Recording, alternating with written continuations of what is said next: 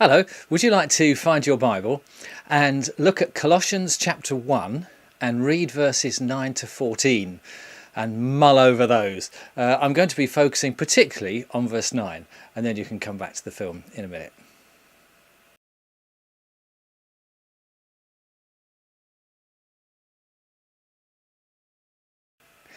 So, the church in Colossae was a bunch of Christians who made Paul's heart just sing for joy whenever he thought about them. It's precisely for this reason that he prays for them so often. In fact, he says, "We have not stopped praying for you." Now, of course, that's a bit of hyperbole. I'm sure Paul had to at least eat breakfast sometimes, but it's indicative of the joy he felt for these friends of his in Colossae and the yearning he had for them to grow as Christians. They were always on his mind.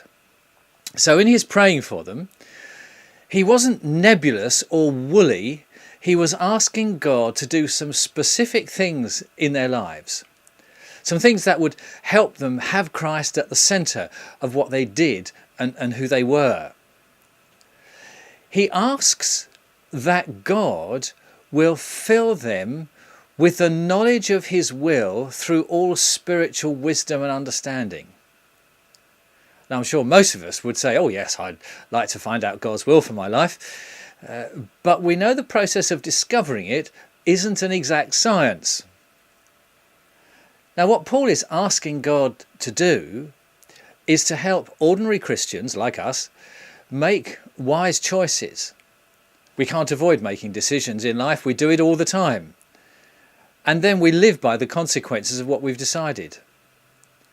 It was Ralph Waldo Emerson who said this: "Sow a thought and reap an action. Sow an act and you reap a habit. Sow a habit and you reap a character. Sow a character and you reap a destiny." Now, God's big calling on our lives is often revealed through the hundreds of little calls and choices that we make about what to say and what to do every day. Now, I think we know this instinctively, and Paul prays that we will do it with all spiritual wisdom and understanding. In other words, to bring God into our choices, into our decisions, into the calls that we make, even from minute to minute.